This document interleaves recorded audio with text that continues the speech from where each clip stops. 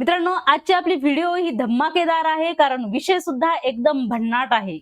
मित्रांनो, गाढव पालनासाठी सरकारकडून मिळणार आहे 50 लाख रुपयापर्यंतचं भांडवली अनुदान. आहे की नाही भन्नाट विषय? तर मित्रांनो, गाढव पालनासाठी कसा करायचा आहे अर्ज, काय असणार आहे पात्रता, ही संपूर्ण माहिती आजच्या आपल्या व्हिडिओमध्ये घेणार आहोत. चला तर सुरुवात करूया आजच्या आपल्या व्हिडिओला.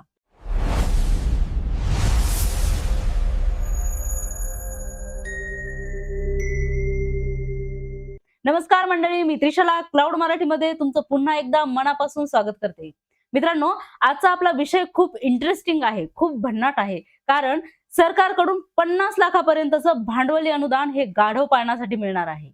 महाराष्ट्र सरकार आणि केंद्र सरकार यांच्या सहकार्याने राष्ट्रीय पशुधन अभियान उद्योजकता विकास कार्यक्रमाद्वारे गाढव पालन व्यवसायाला प्रोत्साहन देण्यात येणार आहे. मित्रांनो, गाढवांच्या संख्येमध्ये लक्षणीय घट झाल्यामुळे सरकारकडून हा मोठा निर्णय घेण्यात आलेला आहे. म्हणूनच गाढव पालन या योजनेअंतर्गत सरकारकडून भरपूर असं अनुदान, भरपूर असं आर्थिक पाठबळ या योजनेअंतर्गत दिलं जाणार आहे. मित्रांनो, या योजनेची प्रमुख वैशिष्ट्ये काय आहेत? गाढव प्रजनन फार्म उभारण्यासाठी तुम्हाला 50 लाखापर्यंतचं भांडवली अनुदान देण्यात येणार आहे. मित्रांनो, या योजनेअंतर्गत गाढवांचे संगोपन, त्यांचं प्रजनन आणि स्थानिक प्रजाती नष्ट होण्यापासून रोखण्यासाठी सरकारने हा निर्णय घेतला आहे.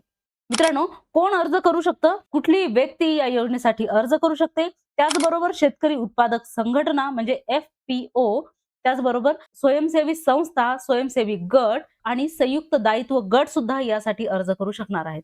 मित्रांनो, अर्जदाराकडे संगोपनासाठी समर्पित जागा असणं आवश्यक आहे.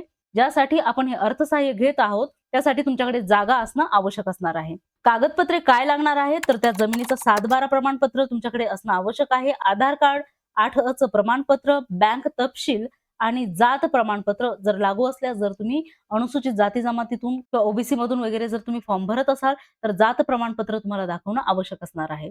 मित्रांनो, राष्ट्रीय पशुधन अभियानाच्या अधिकृत वेबसाईटवर म्हणजेच nlm.udyamimiत्र.in या वेबसाईट वरती जाऊन तुम्ही ऑनलाईन पद्धतीने अर्ज करू शकणार आहात. तिथे गेल्यानंतर तुम्हाला मी सांगितल्याप्रमाणे आधी रजिस्ट्रेशन म्हणजे नोंदणी आधी करावी लागणार आहे आणि त्यानंतर आपल्याला लॉग इन करून हा फॉर्म भरावा लागणार आहे. त्यांनी सांगितल्याप्रमाणे गाढव पालनासाठी तपशीलवार प्रकल्प अहवाल म्हणजे DRL तुम्हाला भरायचा आहे.